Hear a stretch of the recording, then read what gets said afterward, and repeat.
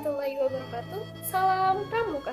Perkenalkan, nama saya Chef Febreni. Di sini saya akan menjelaskan sedikit tentang penggunaan tongkat pramuka.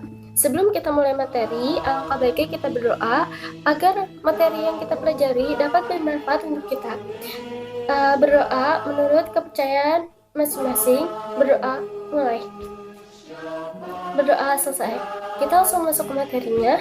Selain sebagai kelengkapan bagi seorang pramuka, tongkat mempunyai banyak kegunaan atau yang sering disebut juga dengan multiguna. Dan tongkat merupakan suatu kebanggaan bagi pramuka. Bisa juga disebut dengan sahabat pramuka. Hal ini bisa dibuktikan dengan pemberian tongkat pada waktu pelantikan. Tongkat pramuka adalah kawan bagi setiap pramuka di dalam kehidupan sehari-hari. Dalam tugas, berkemah, perjalanan, tak dipungkiri lagi soal kegunaannya yang banyak. Kegunaan tongkat pramuka yang pertama sebagai tiang tenda atau tenda darurat yang disebut dengan bivak. Yang kedua sebagai tiang bendera. Ketiga sebagai tempat sepatu. Yang keempat sebagai alat penghalau hewan liar, misalnya untuk anjing galak. Yang kelima untuk menyeberangi selokan yang pendek atau dangkal. Yang keenam sebagai tiang jemuran. Yang ketujuh untuk membuat tandu, belangkar atau drakbar. Yang kedelapan untuk membuat jembatan kecil. Yang kesembilan untuk memadamkan api. Yang kesepuluh untuk membantu mengukur jarak tinggi dan lain sebagainya.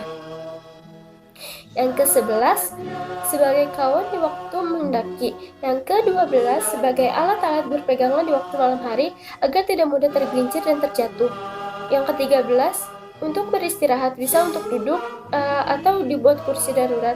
Yang ke-14 untuk kelengkapan baris berbaris. Yang ke-15 untuk alat bela diri. Yang ke-16 untuk memanjat tembok yang tinggi. Dan yang terakhir yang ke-17 untuk mengukur dalamnya suatu kolam.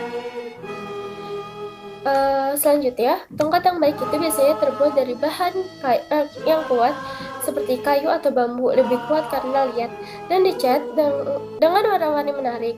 Tongkat juga sebaiknya diberi tanda-tanda dalam beberapa ukuran seperti 1 meter, 50 cm, 10 cm, 5 cm, dan 1 cm yang dapat dipergunakan untuk mengukur atau membandingkan.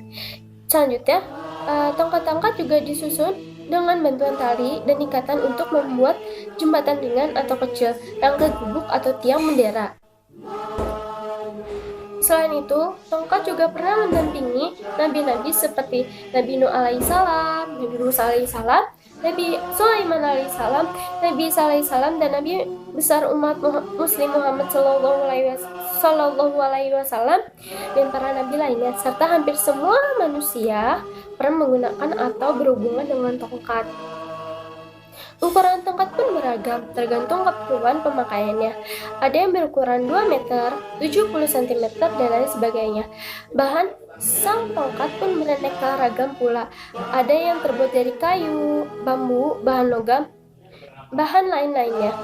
Manfaat sang tongkat pun tergantung juga kepada pemakaiannya. Ada yang dipakai bersifat darurat, kesehatan, dan sebagai ciri atau kedudukan seorang perlengkapan upacara, atau untuk sekedar alat penambah kepercayaan diri. Tongkat darurat misalnya untuk mengambil buah jambu pada dahan yang sukar dijangkau oleh tangan, dibuat tanda, dibuat pikulan, dan lain sebagainya. Untuk kesehatan contohnya, tongkat berukuran kecil sebagai akupuntur, refleksi, selam tongkat, dan lain-lain. Tongkat yang dapat dipergunakan untuk menggantungkan bendera, panji-panji, pataka, duaja, dan sempana, dan lain-lain. Tongkat yang dipergunakan untuk ciri atau kedudukan atau jabatan, contoh tongkat panglima atau komandan di kalangan militer dan kepolisian. Tongkat juga dipergunakan rohaniawan seperti paus, pendeta, dan lain sebagainya. Selanjutnya, tongkat yang dipergunakan oleh sang pramuka biasa berukuran 160 cm, harus multifungsi sesuai dengan uraian yang telah saya sebutkan tadi. Contoh, tongkat pramuka harus dapat digunakan sebagai alat ukur senjata terhadap ular atau anjing liar, atau bisa disebut dengan pertahanan, alat kesehatan, tandu atau belangkar, juga bisa untuk aksesoris. Ya, jadi sekian materi yang dapat saya berikan. Semoga bermanfaat untuk kalian semua. Kalau kalian suka video ini, tolong like dan share ke teman-teman kalian agar teman-teman kalian juga mengetahui materi ini. Kurang lebih mohon maaf apabila ada salah-salah kata. Saya akhiri. Wassalamualaikum warahmatullahi wabarakatuh.